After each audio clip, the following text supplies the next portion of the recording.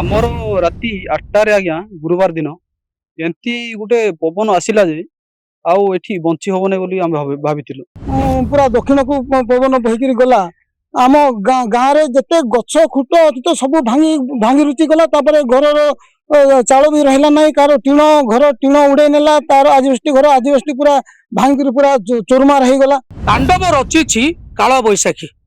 ଗତ ଗୁରୁବାର ଦିନ ସନ୍ଧ୍ୟା ସମୟରେ এই কাଳ বৈশাখী প্রভাবে কন্ধমাল জেলা ফিরিঙ্গিয়া ব্লক অন্তর্গত যে উপান্ত অঞ্চল মানে রয়েছে সেই উপান্ত অঞ্চল মানকরে বিশেষ ক্ষয়ক্ষতি হয়েছে।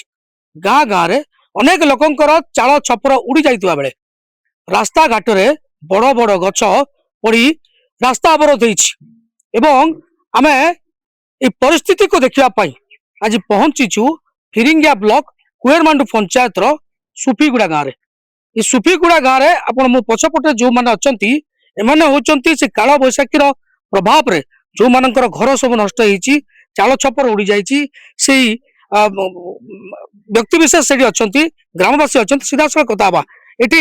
ସର୍ବପ୍ରଥମେ କଥା ହବା ଏଇ ଗାଁର ଯେ ଗାଁ ସାଥୀ ରହିଛନ୍ତି। କଣ ରହିଥିଲା ଭାଇ କାଲି ଯୋଉ ତାଣ୍ଡବ ରଚିଥିଲା କାଳ ବୈଶାଖୀ, କେମିତି ଆସିଥିଲା, କଣ ପରିସ୍ଥିତି ସେ ଟାଇମରେ ଥିଲା, କୁହ ତମ କଣ ହେଇଥିଲା? ଗ୍ରାମ ସଫିଗୁଡ଼ା ପୋଷ୍ଟ ବାଲନାପଡ଼ା ଆମର କୋଇରାଣ୍ଡ ପଞ୍ଚାୟତ ବ୍ଲକ ଫିରିଙ୍ଗିଆ। ଆମର ରାତି 8ଟାରେ ଆଜ୍ଞା ଗୁରୁବାର ଦିନ ଏମିତି ଗୋଟେ ପବନ ଆସିଲା ଯେ ଆଉ ଏଠି ବଞ୍ଚି ହବନି ବୋଲି ଆମେ ଭାବିଥିଲୁ। କୋଉଟା ଆମର ଚାଲ ଛପର ଯୋଉ କୋଉଟା ଥିଲା ସବୁ ଉଡେଇ ନେଇକି ଆଜ୍ଞା କୋଉଠି ରଖିଦେଲା। ଆମେ ପୁରା ରାତିରେ ବହୁତ ଅସୁବିଧାରେ କୋଉଟେ ଛାତ ଘର ଅଛି କୋଉଟେ କଣ ଅଛି ଆମେ କୁଜିକି ତାକୁ ନେଇକି ଆମେ ବର୍ତ୍ତି ଦେଲୁ ତାକୁ। ଆମର ଗାଁ ଲୋକ ଯେତିକି ଅସୁବିଧାରେ ଥିଲେ ବହୁତ ଅସୁବିଧାରେ ଥିଲେ। ଏତିକି ମୁଁ କ୍ଷମତା ଯେ ଆମର ଗାଁ ଲୋକ କେମିତି ଆବାସୀ ଯୋଜନା ପାଇବେ ସେତିକି ମୁଁ ଯୋଜନା କରିବା ପାଇଁ ଚାହୁଁଛି, ସରକାରକୁ ଅନୁମତି ମାଗୁଛି। ଏତିକି ମୁଁ କହିବି। କେତେଟା ଘର ଆପଣଙ୍କର ଏଠି ଉଡେଇ ନେଇଛି ଛାତ? ଆମର ଘର ଯାକ ଉଡେଇ ନେଇଛି ଆଜ୍ଞା 10ଟା ନେଇଛି ଉଡେଇ ନେଇଛି ଆଜ୍ଞା। ମେନ୍ ହେଲା ଆଜ୍ଞା ଆମର ବିକଳାଙ୍ଗା ଲୋକର ମେନ୍ ନେଇଛି, ତାପରେ ଆଉ ଜଣଙ୍କର ନେଇଛି, ମେନ୍ 2 ଜଣଙ୍କର ନେଇଛି, ତାପରେ କମ ଉଡେଇ ନେଇଛି। ନିଶ୍ଚିତ ଭାବରେ ଆମେ ଯାହା କଥା ହଉଥିଲୁ ଯେ କାଳ ବୈଶାଖୀ ପ୍ରଭାବରେ ଅନେକ ଘରର ଛାତ ଉଡି ଯାଇଛି। ସେମାନଙ୍କ ଭିତରେ ଏ ସୁଫିଗୁଡ଼ା ଗାଁରେ ଆପଣ ଦେଖିପାରୁଥିବେ ଜଣେ ଶାରୀରିକ ଭିନ୍ନକ୍ଷମ ବ୍ୟକ୍ତି ଅଛନ୍ତି।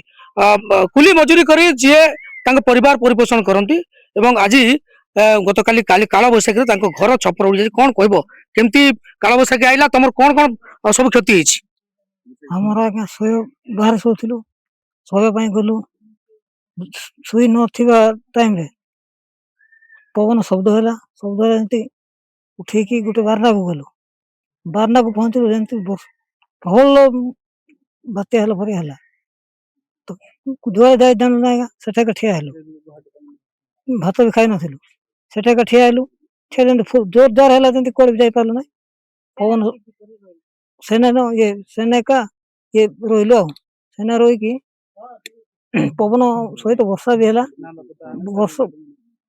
ବର୍ଷା ଛାଡିକି ତାକୁ ଖୋଜି ଆଇଲେ ଗାଁ ସାଥୀ ପିଲାମାନେ, ଆମ ଗାଁ ପିଲାମାନେ ବି ଖୋଜି ଆଇଲେ। ସେଟା ଏକା ଥିଲୁ, କିଛି ଆଜବେଷ୍ଟ କିଛି ନାହିଁ, ସବୁ ଉଡେଇ ନେଇଛି। ତାପରେ ନେଇକି ଗୋଟେ ଘରେ ରଖିଲେ।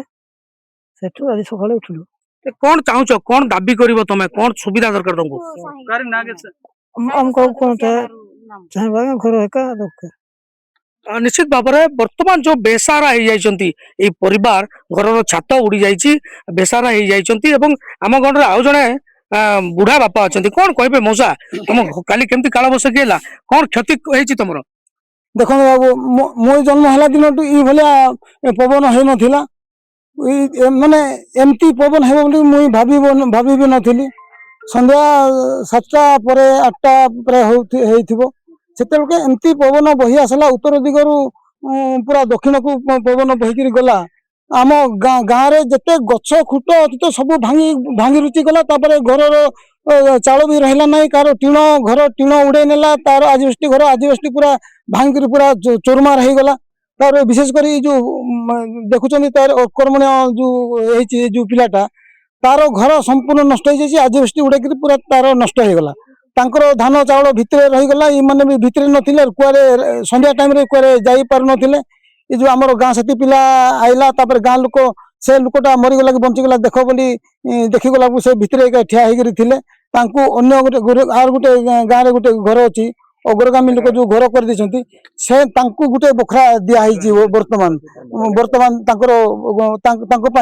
से मैंने गोटे रहा गोटे बखरा दिखाई से बर्तमान से आश्रय नहीं दिखाई आमर गाँव में आर पिटू बोलिक देखुं घर जो भांगी जाइए पूरा चाल उड़ी जाइए भी धान चाउल से घर भितर एका अच्छी वर्षा भिजारे खाद्य सब रही जाइए एमती अनेक लोकंर अनेक लोकंर जो रणीसा दिगाल भी सेमती घर भांगी जाइए संपूर्ण नष्ट हो जाइए आमर प्राय लोकंर गाँव में अधा अधा समस्त घर भांगी जाइए